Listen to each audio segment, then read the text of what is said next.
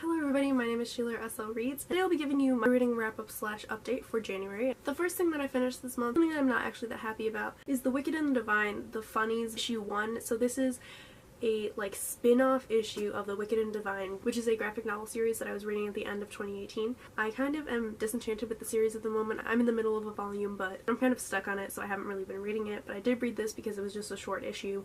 I gave it 2 stars, didn't really enjoy it. I feel like the first few volumes of this series are pretty good. I read them on my phone. They aren't that expensive if you buy them on Amazon, on Kindle, so that's how I was doing it. I'm just kind of bored with the story at the moment. I might pick it up sometime soon, but at the moment I'm just kind of leaving it alone. The next book that I read was The Gilded Wolves by Roshni Chokshi. I gave 4 stars. Roshni Chokshi is one of my must-buy authors. I love her so much. I read her first book a few years ago when I went to BookCon. I picked it up, which is called The Star Touch Queen. The Gilded Wolves is a heist novel. It does have a lot of similarities to Six of Crows, but it has a lot more going on, I feel like, behind the scenes. Six of Crows is inherently a fantasy story, and The Gilded Wolves is set in real-world Paris at the end of the 19th century.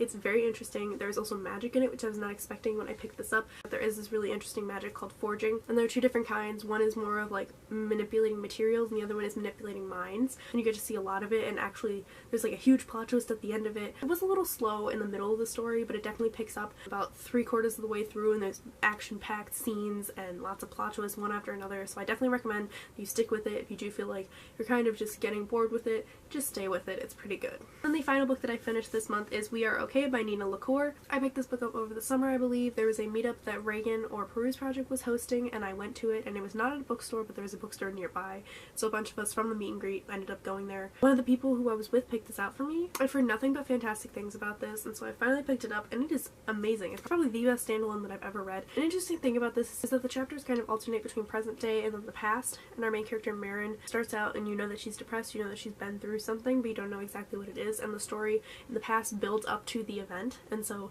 you kind of know that something bad has happened, and at some point you find out what the event was, but you still don't understand exactly what happened until she reaches that point in the flashbacks, and it's so deep, it's so intense. It's also a lot about love, loving family, loving friends, first loves, relationships, and actually learning to love yourself, and so I think it's a really good read, and not only is the cover beautiful, but the story itself is heartbreaking and beautiful, and I definitely recommend that you pick it up. So there's a few books that I'm currently in the middle of, but I'm not actually finished with. It is currently January 30th, and I do not have time to finish these books right now, so I'm just going to talk about them. The first of these is The Hike by Drew Magary, which is a book that I got for Christmas. I had seen something about it on Goodreads or in somebody's booktube videos, and I wanted to pick it up. It sounds very interesting. It's about a man who's on a business trip, and he goes on a hike and ends up in an alternate dimension, and I kind of became disenchanted with this as well, and so I kind of just stopped reading it about 3/4 of the way through. I'm gonna pick it up at some point again and actually try and force myself through it, but I got to a point where I was just not really interested in reading anything else. I think part of my issue is that reading about middle-aged men doesn't really appeal to me. I'm sorry, but that's not all that interesting, and there's just a few questionable things that he does while in this alternate universe, and I'm just kind of annoyed by it. I don't really want to deal with him anymore, but fear not, I am actually enjoying the next book that I am currently reading. That is Circe by Madeline Miller. This is the book jacket because it's currently sitting under my camera, holding my camera up so I can film this. I got this for my April 2018 book of the month, and I had been anticipating it for a while. I think it was on my most anticipated reads of 2018 video because I had read The Song of Achilles by Madeline Miller, and I read that and it was instantly a favorite, and so I wanted to read this as well. It's taken me quite a long time to get around to this, but I am really enjoying it. I realized that I get Circe and Medea mixed up a bit, and I didn't realize that until Medea actually showed up in the story. So this is pretty much all of mythology told from Circe's perspective. She lives throughout a lot of it, and so you get to see her dealing with all these different things. I believe it's described as the Me Too movement in 1200 BC. Beyond books that I'm currently reading, I wanted to share with you 2 books that I recently got in the mail. I enter a lot of Goodreads giveaways, and I definitely recommend that you do as well if you are not currently doing that. And I never check my email when they say that they're sending it to me and then I won the giveaway, so I was very shocked when I received these in the mail. The first of these is Red, White, and Royal Blue by Casey McQuiston. This is an ARC, and it is coming out in June 2019.